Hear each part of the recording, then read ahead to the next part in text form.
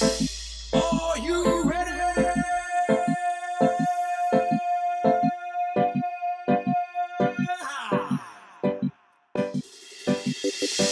Broadcasting live from the Exclusive MMA studios, your source for Hawaii's fight news. Exclusive MMA and 97.1 FM is proud to present your X1 Battle Sundays. Everybody stand clear. Only the real can play the game around here. How the hell you gonna win? Acting like you ballin' when you running on ring hair. Everybody stand clear. Only the real can play the game around here. How the hell you gonna win? Acting like you ballin'. X1 Battle Sunday is brought to you by Infinity Life Center, the original therapy center in the state of Hawaii. The Vibe Experience, a touch of class for all your party events and needs. Loyalty Clothing, the hottest fighting apparel and custom clothing in the state. If you don't have loyalty, you have nothing. And now, get ready for your hosts. Okay, guys, aloha. Welcome to Battle Sundays, X1 MMA, brought to you by Exclusive MMA with our legendary Scott Junk. He can't make it today, so my name is Hana and I'm filling in. Yeah, so the podcast is sponsored by Infinity Life Center. Check them out, Infinity Life Center, Loyalty Clothing, Think Highly, and also my favorite clothing place, Run 'em Hard Clothing, guys. Well, let's get right to it. Right here, I'm here with the heavyweight contender for our heavyweight title for X1 MMA, which is going to be on March 29th. Isaac Sandoval. How you doing? Undefeated so far in three fights. I mean, up against some scary guys in the division. Tell me what you feeling, bro. I'm feeling good. I love the experience that I'm getting. After every single fight, which has only just been the two fights, I have felt more confident, but also I know what I need to work on, as far as training up for the next fight. But other than that, I really just kind of kept my head focused into the game and, not being overconfident, not selling myself short, but just being right there where like, hey, I know what I'm capable of. I know what I'm good at, and I'm going to go into the next fight executing what I'm good at. Mm-hmm.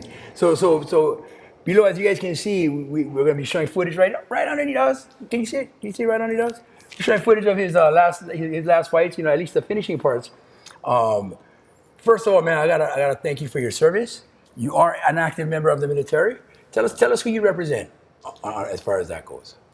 I represent the 25th Division fight team. So, in short, I fight for the Army, and it's been a fun experience. I've been fighting under them for a little bit over 2 years now, and this opportunity to be able to fight under X1 has been, another step forward into, my fighting journey. Something that's actually very new to me. You see, in the Army, we don't just step in the cage and, throw elbows, knees, right? Stuff like that is not allowed in the Army. So this was all actually very, very new to me. Mm-hmm. And I'm so glad that I got to get exposed to it, right? Because the moment I got exposed to it, I told my fight coach, Sergeant First Class Diggs, I love you. I told him, I said, hey, I want to keep fighting. This is what I want to keep doing. I'd love to keep doing it. Sergeant Diggs has done a lot for the Army as far as the fight team and all of that stuff, and he's helping us try to formulate more tournaments and represent you guys and stuff like that. Yeah, but so I mean, we're impressed because you guys show up at fight night, especially you ready to go. It doesn't matter if you guys were just flew back in from a 3-month deployment or whatever. So what does your training regimen kind of look like, with being in the Army? I mean, like. Well, with being in the Army, as far as my job, I mean, the best way I can describe it to you is, hey, I sweep the rain off the porch. I vacuum the dust off the asphalt. Mm-hmm. That's pretty much what I do in a sense. I'm a janitor basically. But when it comes to training, we do train to seize and destroy the enemy, right? As far as my job goes as an infantryman, right? But a lot of times I'm really just spent sweeping, So I'm good at cleaning. So I mean, like, so what is your motivation when you're training? When you get into that ring, is there any particular group of people you think about, you dedicate your fights or your performance to? Is there any, anything that's going through your mind that gets you through the hard points? Like people, trainers, coaches, wives, whatever. So the only thing that I'm thinking in my head is, hey, listen to the coaches. That's really it. When I'm up, about to fight next, right? I have all these people coming up to me and they're excited, right? They're excited to see me fight. They're like, hey, you're going to go knock him out? Oh, hey, you're going to go put on a show? Are you ready? I don't give this, this hype response back, right? The response is, I'm ready. I know. I mean, so if people don't know, I'm the one that kind of brings out the fighters for the events and stuff like that. And I've watched you grow from to where on your last fight, were showing that entrance. That entrance is phenomenal, that kind of stuff. But I want to know, bro, what is your cardio training like? I mean, let's help out all the guys my size. You know what I mean? Like, what can we do in your cardio training that'll help us get stronger and more longevity? So it's going to be eating right, which looking at me, right, can't really tell. You would think I love eating pizza and burgers, which I do. I love eating cheeseburgers and pizza. Sometimes I still have a little something to treat myself. But what gets me to be able to have more gas in the tank is just eating right. On a normal basis every day for PT, which the Army has physical training, from a certain time in the morning, we usually go for runs, I do like the default physical training. That's not even my actual training for my fights. I do a default training. So we go run 2, 3, 4, 5 miles, at a certain pace, so I already have a little something, right? A little bit of something to be able to help me push through my fights. Okay. But also too, I also look at it as a mentality thing, right? So I know if I'm on top of my opponent, I know he's more tired than me, because if 230 pounds is just sitting on you and you're fighting to get up, you're wasting more energy. I'm tired, but, I'm saving a lot more of that energy. I'm saving every ounce of power that I have, so what I can definitely say is, I'm working on my cardio too with the K team. Shout out to the K team. Kyle Nitara, or I say Kyle Nita, right, for short, and his son Carter. I love those guys, the K team in general. They've been helping me along my journey, and I wouldn't be able to do it without you guys. So I love you guys.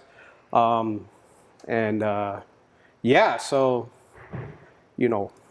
guys like me and you, being as heavy as we are, we can add a little bit more cardio, to ourselves, right, to our workouts, just by, changing some of our eating habits. Right. Okay, so final. We're coming up to the final 2 trick questions, and then kind of demonstrate your power and all that kind of stuff. So, who in the division, or who is your dream opponent? So you can start. Let's just try one that maybe might be attainable before you go to the next division. But and then who is your ultimate dream opponent? So I wouldn't say I have an ultimate dream opponent, but what I will say is I never had the opportunity to fight Chevy Antoki, which was supposed to be my first fight. Okay, yeah, I remember. When I found out that he got injured, and it's part of the game. When you're training, like it just happens. You know what I'm saying? Injuries happens.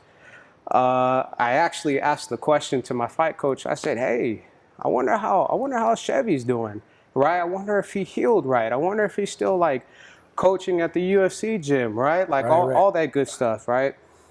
So if you had something to tell him right now, he look into. Hey Chevy, man, I hope you're doing all right, brother. Freaking, let me know how that foot feels. If you feel like you have more energy, and if I still have more time to get in an extra fight, man, I'd love to see how you're doing, man. Maybe get in the ring with you. So this title fight, what would this title fight mean to you? This title fight? Well, Well, to be honest with you, I had this conversation with my my first sergeant Coulter, which is our combative first sergeant. Which shout out to him. Dude's the reason why a lot of us are even fighting in the first place. I had a conversation with him. He asked me the same question. He's like, "Hey, what is this fight going to mean to you? What are you going to do, after you become the champion and you take the belt? What are you going to do?" Right? Him speaking, and I told him, I said, "Man, I don't know." I said, "What I do know is if I take the belt, like when I take the belt, the belt's just going to sit there, right? It's going to sit there and it's going to collect dust on it, I'm gonna tell you something from our experience. It hardly sits there. What you get is if you win, if you win, it's gonna move. You're gonna be moving. You're gonna it's gonna open up your horizons, and you're gonna a lot more options are gonna come up and stuff like that. I've even considered, I'm 230, right? I've even considered cutting down to 185. Ooh. and possibly, fighting, champion versus champion. Ooh. I can cut. I know how to do it. I'm just comfortable being heavy. That's what we love it, man. That's why we have a lot of confidence in you. Amazing progression, and seeing you evolve is such a treat. The 25th combatants, man, they coming, boy. They coming. Sergeant Diggs ain't messing around. He ain't messing around. Hey, you want to try to kind of show us your flow and your form and stuff, so people can kind of see, hey, oh, this guy.